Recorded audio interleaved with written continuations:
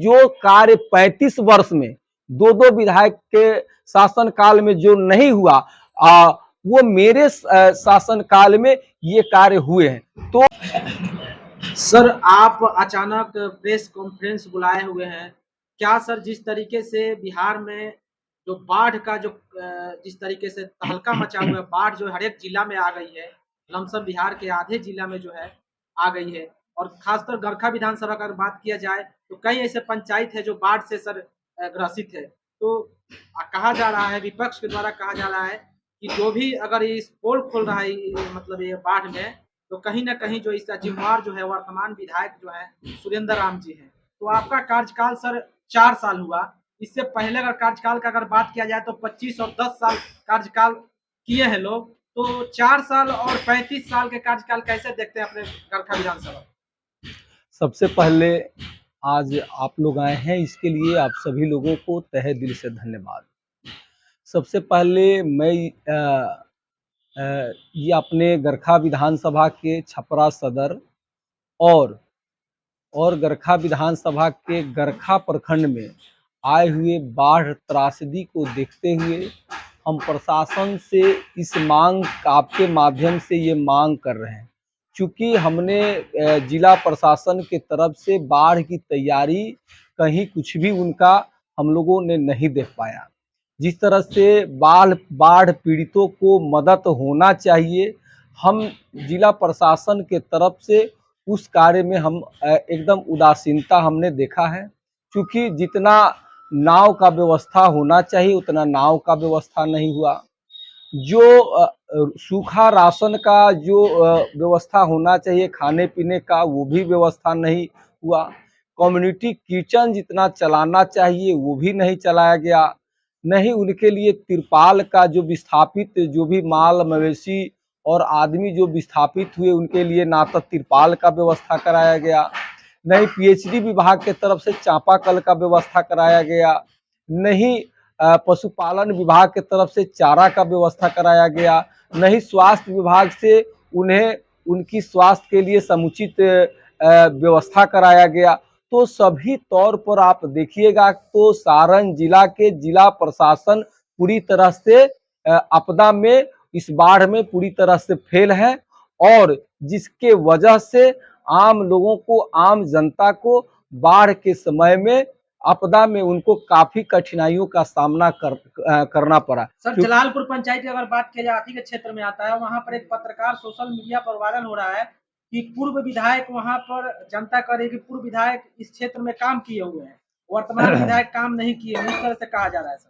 तो सबसे पहले आपका ये बाढ़ वाला ये पूरा हो जाए, चूंकि हमने कई बार डीएम साहब को और एडीएम को और जिला के और भी पदाधिकारी जो है आपदा के पदाधिकारी को हमने अपने क्षेत्र में जो बाढ़ आए हुए बाढ़ का हमने उनको कहा कि उसको यथाशीघ्र जो भी है सुविधा आप मुहैया कराइए, लेकिन उनके तरफ से नहीं व्यवस्था कराया गया। और ये प्रशासन के तरफ से इस तरह का दबाव है कि जो बाढ़ प्रभावित क्षेत्र है उनको कम दिखा करके, और जो बाढ़ राहत की राशि जो दिया जाता है जीआर की राशि सरकार को कम देना पड़े, इस फेरा में प्रशासन वर्ग के लोग लगे हुए हैं। जिस तरह से आपदा आए हुए हैं उसको कम आकलन करके ये लोग रिपोर्ट देने का काम किए। तो हम जिला प्रशासन से और माननीय मुख्यमंत्री जी से ये मांग करते हैं कि गरखा विधानसभा के कई पंचायत जो है पूर्ण रूप से बाढ़ प्रभावित रहे, और कई पंचायत जो है दर्जनों पंचायत बाढ़ से आंशिक रूप से प्रभावित हुए। उस बाढ़ प्रभावित पीड़ित परिवार को जो सरकार के तरफ से जीआर की राशि हो चाहे अन्य जो सरकार की तरफ से प्रावधानित व्यवस्था है उसके तहत उन्हें मुआवजा का व्यवस्था कराए। और रही बात कि चूंकि हमको गरखा विधानसभा की जनता और आदरणीय लालू प्रसाद यादव जी के आशीर्वाद से हमने गरखा विधानसभा में जीत हासिल की। इसके लिए हम यहाँ के गरखा विधानसभा के आम नागरिक और आदरणीय गरीबों के मसीहा लालू जी और नौजवानों के नायक तेजस्वी बाबू को हम दिल से धन्यवाद देते हैं कि एक ऐसे श्रमिक को आपने टिकट दिया, और टिकट दे करके आपने हमें जितवाने का काम किया। इतना ही नहीं, आप एक बिहार के इतिहास में एक ऐतिहासिक कार्य हुए कि एक बिहार के लेबर को एक लेबर मिनिस्टर आपने बनाने का काम किए। इससे मेरे लिए को बड़ा सौभाग्य की बात नहीं हो सकता है। और रही बात कि पिछला जो है पिछले विधायक जो है, एक विधायक का 10 साल का कार्यकाल रहा, उससे पहले वाले माननीय विधायक का 25 साल का कार्य हुए। दोनों कार्य मिला दिया जाए तो 35 साल का कार्य हुए। 35 साल में गरखा विधानसभा का कहीं कुछ विकास के कार्य जो आशा के अनुरूप, जनता जो उनको वोट दे करके जिताए, आशा के अनुरूप कार्य हुए नहीं। कहीं भी आप देखिएगा तो 2-4-10 बोर्ड नहीं दिखाई देंगे जिससे ये साबित हो कि ये विधायक 10 साल कार्य किए, उस विधायक के कार्य अवधि में इतने बड़े कार्य हुए। लेकिन मैं आपको बता दूं कि सीधे हम लोगों का सरकार नहीं रहने के बावजूद भी, मात्र हम लोगों का 17 महीना का सरकार रहा, उसमें और उससे पहले भी हम लोगों ने गरखा विधानसभा के आम जनता के लिए हम लोग रात दिन मेहनत करके कई विकास का कार्य किए हैं जो आज कीर्तिमान है। जैसे कि आप देख रहे होंगे कि जलालपुर ढाला से चिरान रसलपुरा ढाला तक एकदम जर्जर स्थिति था रोड का, और उसको हमने रेलवे से डीआरएम को हमने लिख करके जाकर के अनुरोध किया, और उसके अनुरोध के आधार पर उतना लगभग हमें लगता है कि 3 करोड़ की राशि से वह रोड बना है। तो इतना सुंदर और इतना अच्छा रोड बना। और भी जलालपुर पंचायत में कई ऐसे काम जो है मेरे द्वारा किया गया है जो पहले के लोग उस कार्य को नहीं कर पाए। उसके लिए और उसके बाद मैं बताता हूं कि गरखा प्रखंड में हमारे आने के बाद जो खेल का जो स्टेडियम जो बनना था वो आधा अधूरा था। हमने आने के बाद में खेल का स्टेडियम भी बनाने का काम किए। जब हम श्रम संसाधन मंत्री थे तो हमने अलग से विशेष हमने ये प्रयास से एक यहाँ आईटीआई गरखा वासियों के लिए, गरखा विधानसभा वासियों के लिए एक आईटीआई का भी हमने प्रस्ताव रखा, और एक गरखा में आईटीआई भी देने का हमने काम किया। उसमें नामांकन भी चल रहा है, उस स्कूल का पढ़ाई भी चालू हो गया है। और आपको बता दूं कि गरखा में आए दिन जाम का समस्या बना रहता था। गरखा को हमने बाईपास, लगभग हमको लगता है कि 200 करोड़ के लागत से वो बाईपास बन रहा है। ये बाईपास बनने से गरखा बाजार का भी विस्तार होगा, और आए दिन जो गरखा में जाम बना रहता था, जाम की समस्या बना रहता था, उस गरखा में जाम की समस्या से भी निदान होगा। इसके लिए हमारे आदरणीय नेता, सम्मानीय नेता तेजस्वी बाबू का बड़ा योगदान है कि गरखा को बड़ा बाईपास मिला। हमने उसके लिए प्रयास किया, वो प्रयास भी सफल रहा। और एक बड़ा समस्या था गरखा बाजार और रेपुरा बाजार को जोड़ने वाला जो अंग्रेजों का जमाना का जो पुल था, उस पुल के लिए भी हमने आदरणीय नेता बड़े भाई तेजस्वी बाबू से हमने प्रयास किया, और उन्होंने गरखा को जो अंग्रेजों का जमाना का जो पुल था, उस पुल के जगह पर नया आरसीसी पुल भी बनाने का दिए। इसके लिए हमने आदरणीय तेजस्वी बाबू को धन्यवाद भी किया। उसके बाद मैं बता दूं कि गरखा में आपको ये बता दूं कि जो आरा छपरा पथ पुल जो था, जो आरा से छपरा से आरा को जोड़ने वाली पुल था, उसी समय गांव के लोगों का ये मांग था, कुतुबपुर दियारा, महाजी, चकिया और बलवन टोला और बिनगांवा, सब लोगों का ये मांग था कि इस गांव में भी एक संपर्क सड़क होना चाहिए। उस एस्टिमेट में, प्राकलन में इंक्लूड के बावजूद भी जो उस वक्त वर्तमान जो दो विधायक थे, क्योंकि एक ज्ञानचंद माझी के समय में वो कार्य स्टार्ट हुए थे, उसके बाद में हमारे मुनेश्वर बाबू भी थे, लेकिन ये लोग जो है ना उस गांव में संपर्क सड़क नहीं बनवा पाए। लेकिन हम जब जीते तो वहां के गांव के लोगों ने कहे कि नहीं, ये संपर्क सड़क बनना चाहिए। हमने उसके लिए प्रयास किए, और प्रयास से ये हुआ कि एसपी सिंगला के माध्यम से हमारे कुतुबपुर दियारा जो भिखारी ठाकुर के लोक कवि भिखारी ठाकुर के जन्म स्थली है, उस जन्म स्थली तक वो जो है संपर्क सड़क बनने का काम किया। फिर उन्हीं का जो संपर्क सड़क और भी आगे हमने विस्तार करवाया, सूरतपुर से कावना रोड को भी हमने बनाने का काम किए।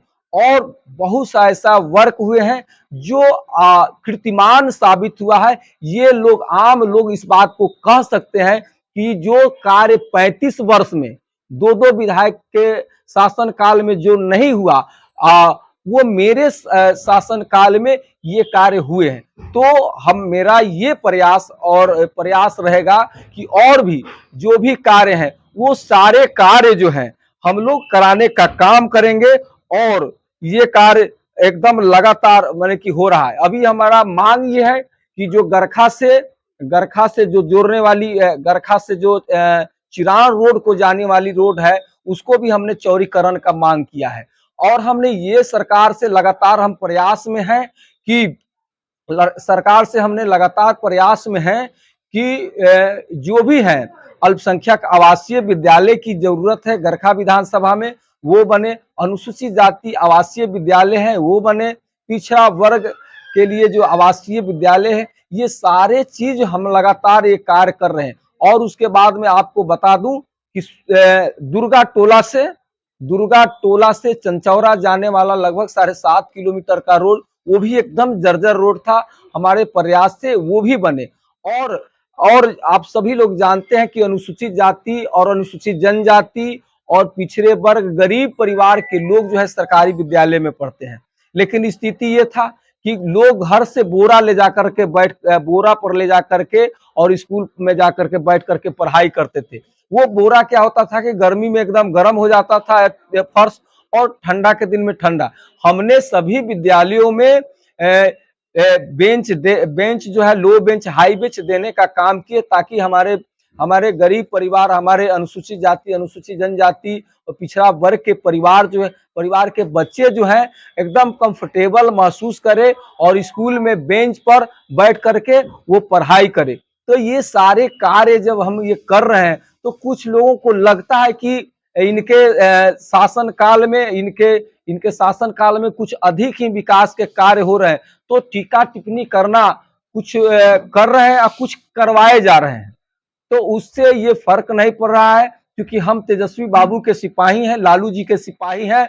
और हम लोग जनता के प्रति उत्तरदायित्व मेरा है और काम करेंगे। और काम करके हम लोगों का दिल जीतने का हम लोग काम करेंगे। हम पहले भी बोले हुए थे कि हम दूज का चांद नहीं, अपने जनता के बीच में पूर्णमासी का चांद बन के हमेशा चमकता रहूंगा, लोगों के बीच में जा करके ये कार्य करता रहूंगा। और पुनः फिर मेरा मांग है सारण जिला के आपदा पदाधिकारी और डीएम से कि जितना भी हमारे क्षेत्र में बाढ़ आया है, जैसे कोटवा पट्टी, रामपुर, रायपुर, बिनगावा, मुसेपुर, मौजमपुर, पंचपटिया, उसके बाद में आपका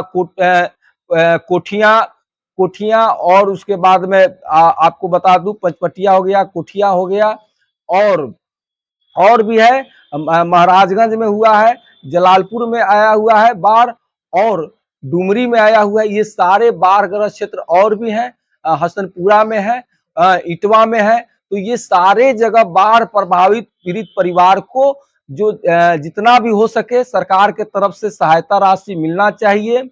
और इसके लिए हम ये आदरणीय बिहार के मुख्यमंत्री नीतीश बाबू से हम आग्रह करते हैं कि विशेष तरह से जांच करा करके और जो भी बाढ़ पीड़ित हैं उनको मुआवजा की राशि दिलवाया जाए। सर, आप मानते हैं कि ये सरकार, वर्तमान सरकार जो डबल इंजन की सरकार है, ये विफल है? ये पूर्ण रूप से विफल है, क्योंकि आप देख रहे होंगे कि हर तरह से आप देख रहे होंगे कि अपने राज्य के जितने जो पड़ोसी राज्य हैं उसमें डीजल देख लीजिए कम रेट है, पेट्रोल कम रेट है, हर तरह से वहाँ ठीक ठाक व्यवस्था। लेकिन आप सीधे यहाँ आ जाइए बिहार में तो हर तरह से यहाँ कर के लगान के यानी टैक्स के वजह से आम जनता जो है सांस नहीं ले पा रही है। सरकार को टैक्स भरते भरते परेशान है, हर चीज पर टैक्स जो है ज्यादा है। स्मार्ट मीटर के जगह पर अब बोल रहे हैं कि प्रीपेड स्मार्ट मीटर लगेगा। तो प्रीपेड स्मार्ट मीटर आप लगा रहे हैं, उसकी कोई जरूरत नहीं है। आप गरीब जनता के लिए 200 यूनिट बिजली फ्री कीजिए। आम जनता को का जान लीजिएगा क्या गरीबों का? सिर्फ वोट लेने का आप भागीदार है। वोट लेने के बाद आम जनता की दुख को आप भूल जाते हैं। इसीलिए नौजवानों के नायक, बेरोजगारों के हमदर्द, गरीबों के मसीहा तेजस्वी बाबू के आह्वान पर पूरे बिहार में हम लोग स्मार्ट मीटर के खिलाफ में एक दिवसीय धरना भी देने का काम किए हैं। चूंकि आने वाला समय में सब लोग मांग कर रहे हैं कि तेजस्वी आएंगे तभी ये सारे समस्या का समाधान भी होगा। सर अगर गरखा टाउन की अगर बात किया जाए, मार्केट की अगर बात किया जाए, तो वहाँ पर सर कहा जाता है कि सभी विधानसभा लमसम सभी विधानसभा में नगर पंचायत घोषित हो गया है। तो क्या आपका प्रयास रहेगा नगर पंचायत सर घोषित गरखा हो? ये तो सरकार का जनसंख्या के आधार पर वो घोषित कर रही है। हालांकि हम गांव गांव को आप विकसित कीजिए, गांव को स्मार्ट बनाइए, गांव में ही हर तरह का बिजली पानी का सब व्यवस्था आप देख रहे हैं। नल जल का स्थिति मेरे विधानसभा के दोनों प्रखंडों में नल जल का स्थिति एकदम बेहद ही खराब है। दर्जनों जो है ना, दर्जनों का सैकड़ा में नल जल जो है, नल जल खराब है।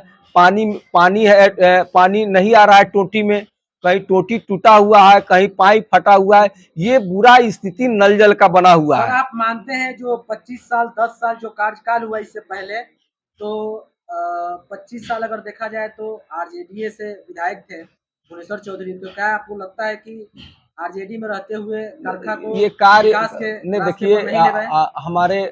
हमारे नेता आदरणीय तेजस्वी बाबू और गरीबों के मसीहा लालू जी इस बात को समझ गए थे कि इनका कार्य जो है संतोषजनक नहीं है।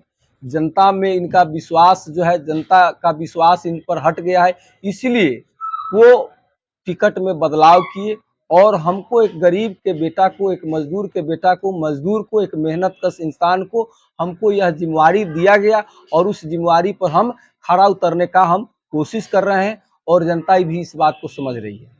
सर 2000 किया जाए तो 25 में क्या होगा? गरखा विधानसभा में कहा जा रहा है कि बदलाव की लहर चल रहा है, तो नहीं, गरखा विधानसभा में नहीं, गरखा विधानसभा में राष्ट्रीय जनता दल के उम्मीदवार जो हैं, हम खुद हम लोग रिन्यूअल होकर के आ रहे हैं और यही पूरे बिहार में बदलाव का स्थिति रहेगा कि सब लोग चाह रहे हैं, किसान, मजदूर, दलित परिवार, अनुसूचित जाति, अनुसूचित जनजाति, सब लोग चाह रहे हैं कि बिहार में विकास होगा जब तेजस्वी जी आएंगे।